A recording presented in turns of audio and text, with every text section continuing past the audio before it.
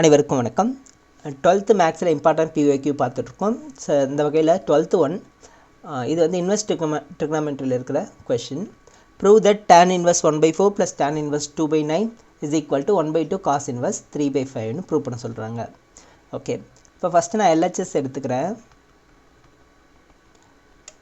tan inverse 1/4 plus tan inverse 2/9. நமக்கு tan inverse x plus tan inverse y formula இருக்குது, ஞாபகம் இருக்குங்களா? tan inverse of x plus tan inverse y is equal to tan inverse of x plus y divided by 1 minus xy. ஓகேவா? So அப்போ அந்த formula இங்கே use பண்ணிக்கிறேன். tan inverse of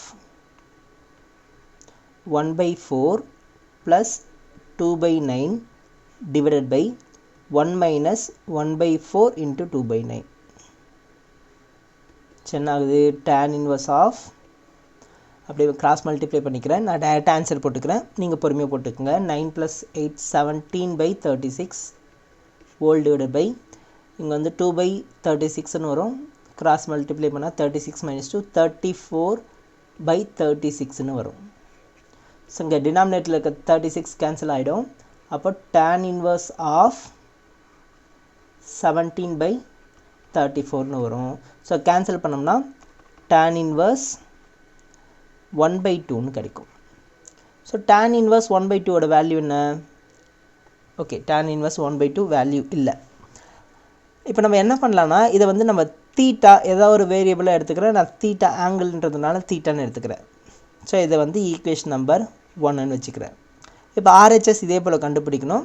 ஆனால் RHSல இந்த மாதிரி எதுவுமே இல்லை, அவங்க ஒரே ஒரு வேல்யூ மட்டும் தான் கொடுத்துருக்காங்க. இப்போ என்ன பண்ணலாம் அப்படின்னா, ஸோ இதை வந்து நம்ம தீட்டான்னு வச்சுக்கிட்டோம்ல, இதிலேருந்து நம்ம சம மறுபடியும் கண்டினியூ பண்ண போகிறோம். எப்படின்னா, so tan inverse 1/2 equal to தீட்டான்னா, இந்த tan இன்வர்ஸ் இந்த பக்கம் போச்சுன்னா tan தீட்டா ஆகிடுமா? tan தீட்டா ஈக்குவல் டு 1/2ன்னு வருமா? ஓகேவா? இதை வச்சு சம் போடலாம். எப்படின்னா, இப்போ நமக்கு RHSல என்ன வரணும்? காஸ் இன்வர்ஸ் காசில் வரணுமா? ஓகே, காசில் tan தீட்டா ஃபார்முலா ஒன்று இருக்குது, ஞாபகம் இருக்குங்களா? காஸ் 2 தீட்டா ஃபார்முலா இருக்குது. இங்கே எழுதுகிற பாருங்க, cos 2 theta is equal to 1 minus tan square theta divide by 1 plus tan square theta. So இந்த ஃபார்முலா இங்கே யூஸ் பண்ணிக்கிறேன். சரிங்களா? அப்போது cos 2 theta equal to, first நீங்கள் ஃபார்முலா எழுதிடுங்க. அடுத்த ஸ்டெப்பில் வேல்யூ அப்ளை பண்ணிக்கலாம். 1 minus tan square theta 1/2 whole square divided by 1 plus 1/2 whole square. என்ன அது பாருங்கள், 1 minus 1/4 divided by 1 plus 1/4. So இப்போ கிராஸ் மல்டிப்ளை பண்ணி சிம்பிளிஃபை பண்ணோம்னா 3/4 டிவைட் பை 5/4ன்னு வரும். 4 கேன்சல் ஆகிடுச்சுன்னா 3/5ன்னு வரும். ஸோ இப்போ நமக்கு என்ன கிடைக்குது? Cos 2 theta is equal to 3/5. நம்ம ஏற்கனவே LHSல என்ன எடுத்திருக்கோம்? தீட்டான்னு கண்டுபிடிச்சிருக்கோம். அப்போ நமக்கு இங்கே தீட்டாவில் வேணுமா ஆன்சரு? அப்போ 2 theta equal to cos inverse 3/5ன்னு எழுதிக்கலாமா? அப்போ தீட்டா மட்டும் வேணும்னா 2 அந்த பக்கம் போயிடும். Theta is equal to 1/2 cos inverse 3/5. இது ஈக்குவேஷன் நம்பர் 2ன்னு எடுத்துக்கிறேன். ஸோ இப்போ ஈக்குவேஷன் நம்பர் 1, 2 ரெண்டுத்துலேயுமே தீட்டா இருக்கா?